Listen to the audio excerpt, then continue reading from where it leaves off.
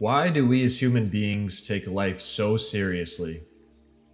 Hey guys, it's Ross, and in this meditation session, I want to talk a little bit about what it means to be human, what we are, why we're here, the complexities of reality, the ego, all that stuff. Here I am in the woods. This is a strong determination meditation I'm doing. Strong determination is where you don't move a single muscle. You can only blink, swallow, and breathe. The longest one of these I've ever done was 4 hours long, 4 hours of sitting in a chair, not moving a single muscle. This one here is roughly 25 minutes.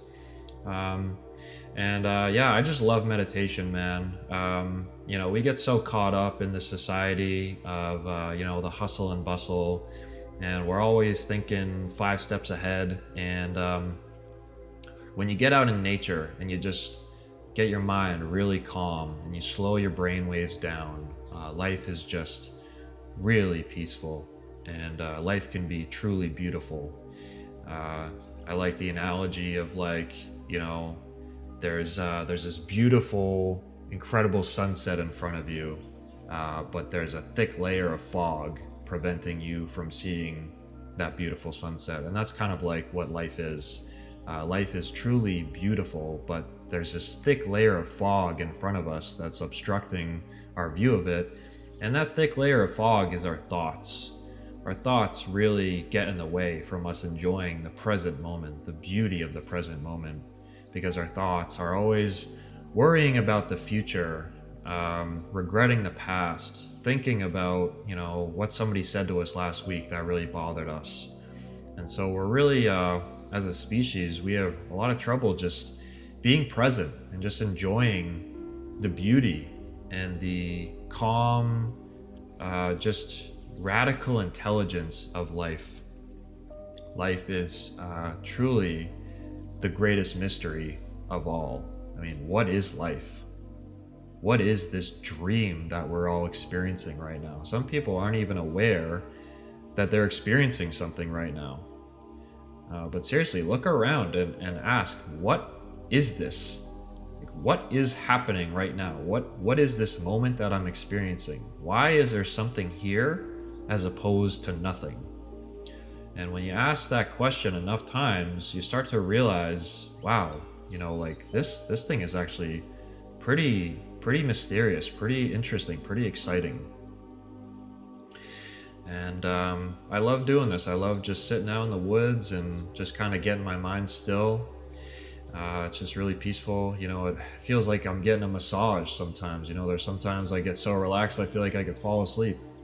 And then there are other times, when you get kind of bored and your body starts to hurt from sitting for so long. But I mean, then there are periods of just total mental clarity and stillness, and it's just like, wow, some of the most amazing, incredible experiences I've ever had as a human being were doing strong determination meditation sessions.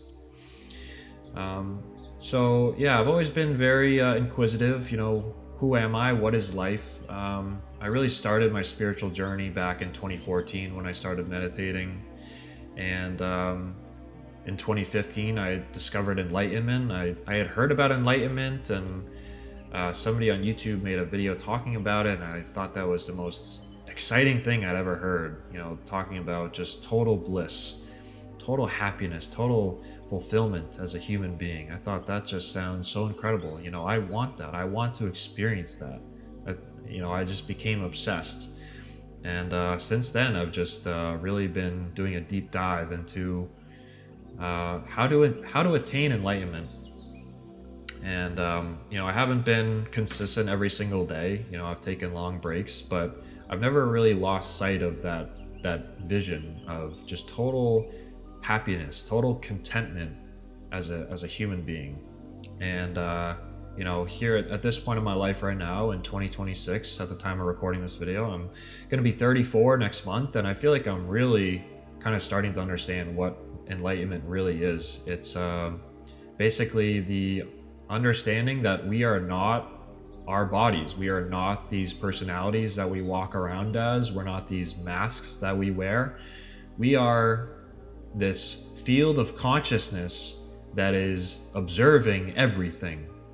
We are observing that personality. We are observing our identities. We are observing everything, and our egos come in and say, oh, I'm separate from everything. I'm here and everything else is outside of me. And enlightenment is realizing that you are everything. You are just this point of consciousness, this field of awareness, and everything that's happening that you can see, smell, hear, touch, taste, all of that is happening inside of you. It is all happening inside your awareness, your field of consciousness. And once you grasp that, it's truly, it's amazing. It's beautiful. It's bliss. How could there be suffering when there's no one to suffer? How can there be anything to worry about when everything is you? How can you be afraid of yourself if all you are is everything? How can there be any conflict?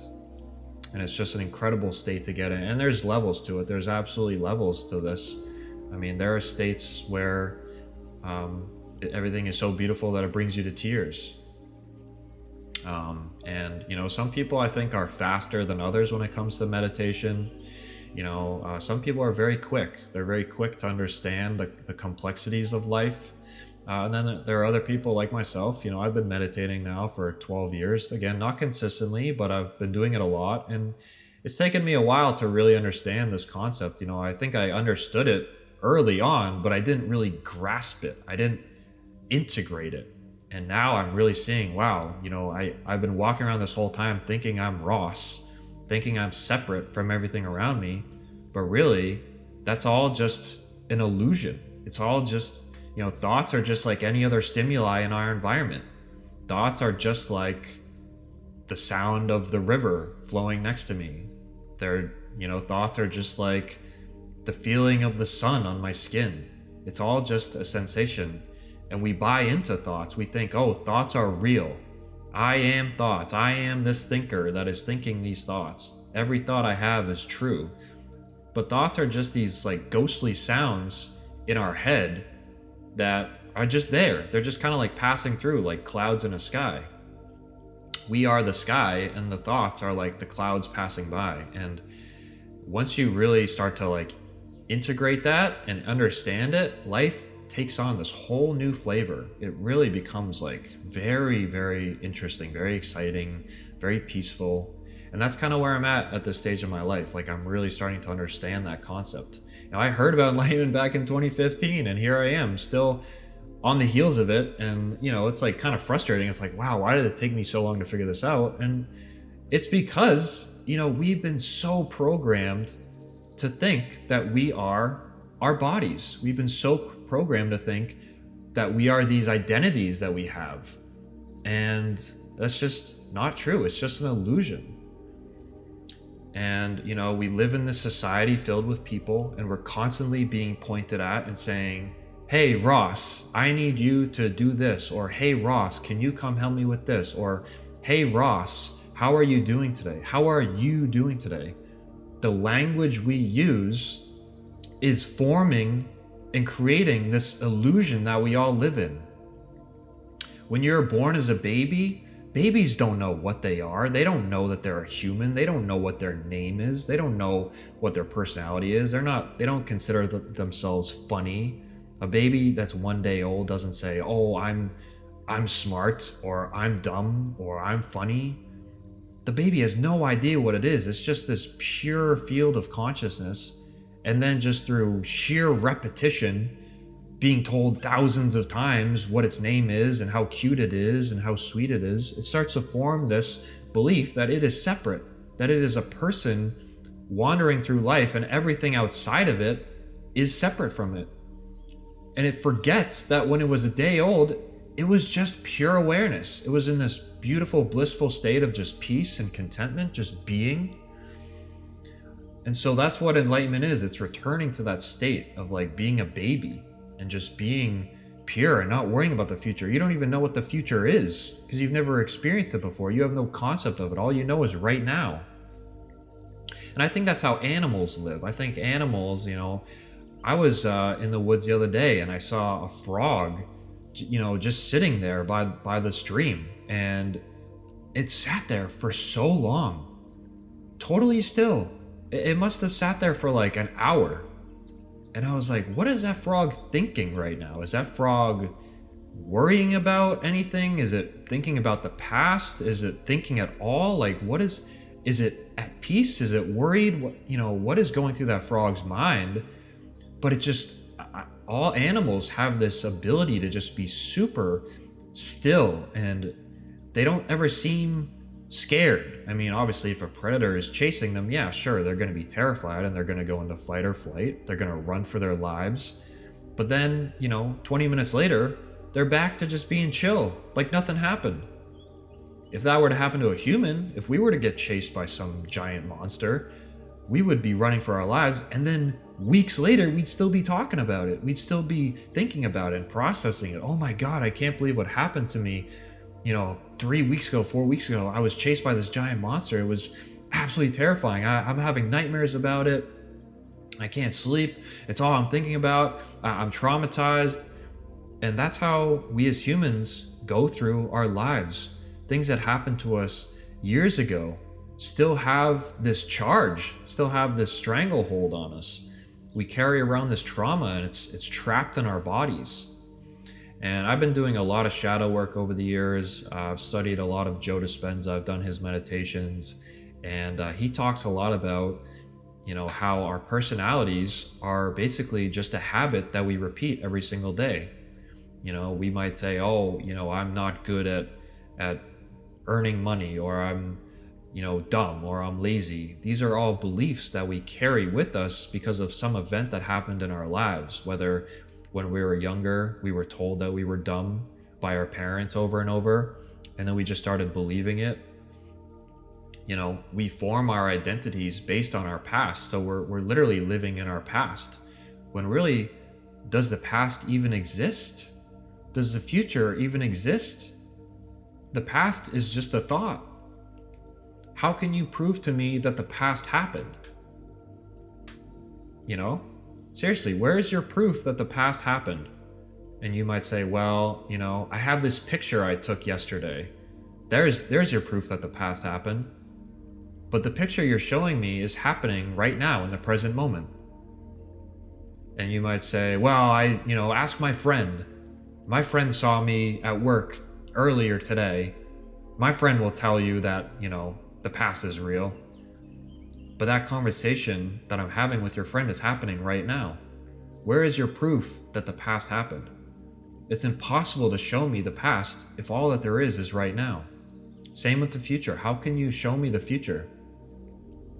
Time is a construct that we created as human beings to operate in this society, but really it's just an illusion. Time does not exist. All there is this present moment. Which brings me to my next question, and there are so many paradoxes to life, but one of the things that I think about the most is life moving in a linear direction? And this kind of goes back to my point that I made at the beginning of the video. Why do we as human beings take life so seriously? So stay with me for a second. This is kind of trippy. You assume that when you die, let's say you were to die today, you would assume that tomorrow life is going to continue just as it has been, and tomorrow will be April 20th, 2026, whatever. Let's say, I don't know when I'm going to upload this video, but you get the point. Like, you just think that tomorrow is just going to be the next day, and then after that, it's going to be the day after, Monday, Tuesday, Wednesday, Thursday. It's just, life is just going to kind of continue in this linear fashion. But how do you know that? How do you know that when you die, all of this will still be here, right? Because this plane of awareness that we are in, this field of consciousness that we are in right now, it has been said by a lot of people who are very enlightened, it has been said that we are creating this field of awareness around us, that we are giving life to this dream. And that when we die and it's lights out, this dream just disappears. And it's a really kind of trippy thing to think about. And it takes a really open mind to kind of grasp this. But really think about that. Like, where is your proof that any of your life will still be here when you die? How do you know that your family will still be here when you're dead? How do you know your house will still be here when you're dead? Life is a dream, right? It's just like the dreams you have at night when you go to bed. So, the other night I had a dream that I was flying over this lake, and it was a really cool experience. I'll talk about my dreams in other videos, but I had a dream the other night. I was flying. It was really cool. But in that dream, that lake felt so real. That lake that I was flying over, I could see it. I could feel the emotions of flying over it. Oh my gosh, am I gonna fall in the water? What's in the water? Is something gonna eat me when I fall in the water? These were all feelings and thoughts I was experiencing in my dream, and it felt so real. And then I woke up and the lake was gone. The lake was nowhere to be found. The lake only existed in my dream. So if you think of life as the same way, if life is a dream, then how do you know that when you wake up from this dream or when you die, that any of this is still going to be here? Because that lake in my dream only existed because I was dreaming it. I was giving existence to that lake because it was part of my dream. But when I woke up, the lake was gone because I was giving it its existence. I was giving it its ability to be. So if life is a dream and you are giving existence to everything you see, if you're in, a room right now, wherever you are, look around. There might be doors and chairs and people in the room, objects. You are giving existence to everything in that room. It is all part of your field of consciousness, your field of awareness. So when you die, wouldn't, in theory, all of that stuff also disappear? If you're not giving it its existence, how is it going to exist without you? And again, I'm not saying that's how it is, but that's one of the kind of paradoxes and mysteries of life. I think science has even kind of admitted this to an extent. It's something, I think it's called the observer effect in science. Like, reality changes when you observe it. Like they study electrons under a microscope or something, and when they observe the electrons, they act differently than when they don't observe them. I don't fully understand it, but quantum mechanics talks about that a lot. How we, just by perceiving something, change its chemistry, right? It's like we are almost giving it its characteristics. We are giving it its experience. But yeah, I think about that a lot. Like, why are we so worried about future generations, right? Like, we're so worried about what's the state of the world going to be like in 300 years? What are my grandkids what is their life going to be like when I'm gone? And it's like, why are we so worried about that? Like, how do we know that life is going to continue in this linear direction? I know this sounds insane, but seriously, like, think about it. Like, where's your proof that, next year is going to be 2027? Like, what if when you die, I don't know what you believe. I personally believe that when we die, we come back as a different life. A different person or an animal or a bug or an alien millions of miles away. I don't really know. But if, let's say, that theory is true, reincarnation is true, when I die, what if I come back as that frog that I saw the other day? What if I come back as a bird that was alive 1,000 years ago? What if I come back as an Egyptian, building the Great Pyramids, thousands of years ago? How do I know that I'm just going to die and that's it? And everything else, life will just continue, and next, this fall the NFL will have another football season. Like, how do I know that? Where's my proof for that? And again, these are just questions. I'm not trying to sit here and say, oh, don't worry about the future because it's not real. I'm just saying, like, you have no proof for it. you have no proof for the future. So we're so worried about our future generations, but it's like, well, you know, how do we know that they're even going to happen?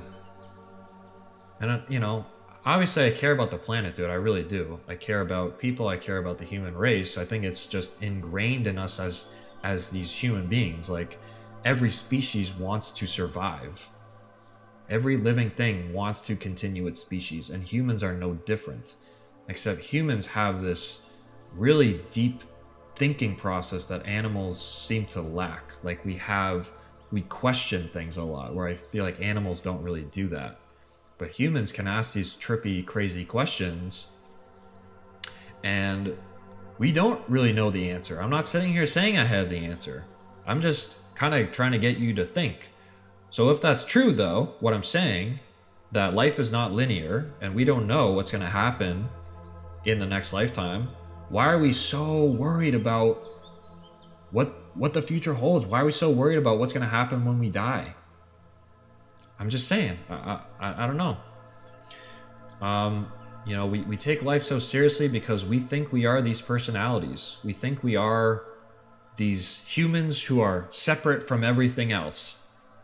And when you start to realize that we are not these costumes, we are not these masks that we wear, it becomes like, why am I so worried?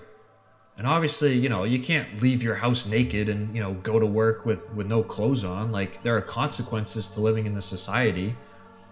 I mean, these are all societal norms. But you start to realize, like, yeah, it's just a mask. We're all wearing these masks. Really what we are, we're just pure awareness. We're just pure isness. In the future, we're so worried about the future. We're so worried about what's going to happen down the road. We have no idea what's going to happen down the road.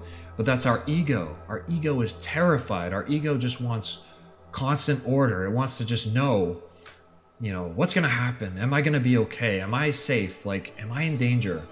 The ego's job, its sole job, is to protect us. So it's constantly thinking ahead. But when you start to meditate, when you start to dissolve your ego, when you start to realize you are just this present moment that is just existing, and the thoughts you have about yourself are just thoughts. They're just stimuli. They're just the sound. They're just like the sound of the river. They're just being experienced. You don't have to buy into them. Yeah, I would definitely recommend people meditate, man. I mean, there's so many different methods out there. I'd say just find one that works for you. I've done so many different types of meditation. I try to meditate like throughout the day, even when I'm just walking or driving in the car or at work or whatever. I'm always asking, like, who is observing this thought? This thought that I'm so worried about what's going to happen tomorrow. Who is worried about tomorrow? Who is observing this thought of worry? And the more you do that, you're poking holes in this illusion. You're poking holes in this veil. And the more you cut open that veil, the more the light comes in and you start to see life for what it is. Just pure awareness.